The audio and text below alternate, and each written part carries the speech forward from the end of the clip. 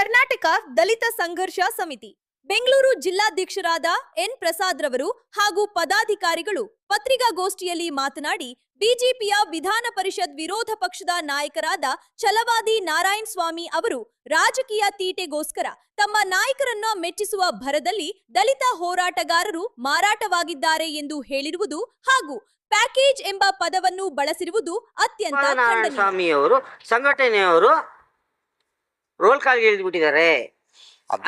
ಅದನ್ನೇ ನಾನು ನೇರವಾಗಿ ಹೇಳ್ತಾ ಇದ್ದೀನಿ. ಛಲವಾದಿ ನಾರಾಯಣ ಸ್ವಾಮಿ ಅವರೇ, ನಿಮಗೇನಾದರೂ ದಲಿತರ ಪರ ಏನಾದರೂ ನಿಮಗೆ ಕಾಳಜಿ ಇದ್ದರೆ ದಯವಿಟ್ಟು ದಲಿತ ಸಂಘಟನೆಗಳನ್ನ ಈ ರೀತಿ ರೋಲ್ ಕಾಲ್ ಸಂಘಟನೆ ಅಂತ ಹೇಳೋದನ್ನ ನಿಲ್ಲಿಸಿ. ಈಗ ಛಲವಾದಿ ನಾರಾಯಣ ಸ್ವಾಮಿ ಅವರ ಸಂಘಟನೆಗಳ ಬಗ್ಗೆ ಮಾತಾಡಿರೋದು ತಪ್ಪು. ಹಾಗಾಗಿ ದಯವಿಟ್ಟು ಕ್ಷಮಾಪಣೆ ಕೇಳಿ.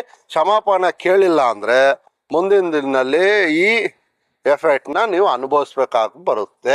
ಇದೇ ಛಲವಾದಿ ನಾರಾಯಣ ಸ್ವಾಮಿ ಅವರು ಕಾಂಗ್ರೆಸ್ ಪಕ್ಷದಲ್ಲಿ ಇದ್ದಾಗ ಕಾಂಗ್ರೆಸ್ ಸಮರ್ಥನೆ ಮಾಡ್ಕೊಂತ ಇದ್ರು. ಇವತ್ತು ಬಿಜೆಪಿಗೆ ಬಂದಿದ್ದಾರೆ. ಇವತ್ತು ಬರೀ ಮಾತಾಡೋದು ಮಲ್ಲಿಕಾರ್ಜುನ್ ಖರ್ಗೆ ಬಿಟ್ರೆ ಅವ್ರ ಮಗನ ಮೇಲೆ ಮಾತ್ರ ಆರೋಪ ಮಾಡ್ತಾ ಇದ್ದಾರೆ.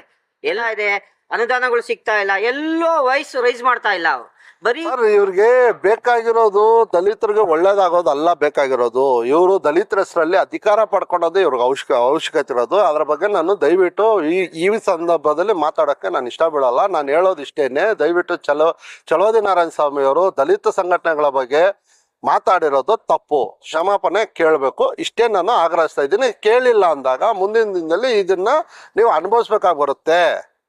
ಇದನ್ನ ಮಾತ್ರ ನೇರವಾಗಿ ಹೇಳಕ್ಕೆ ನಾನು ಇಷ್ಟಪಡ್ತೀನಿ.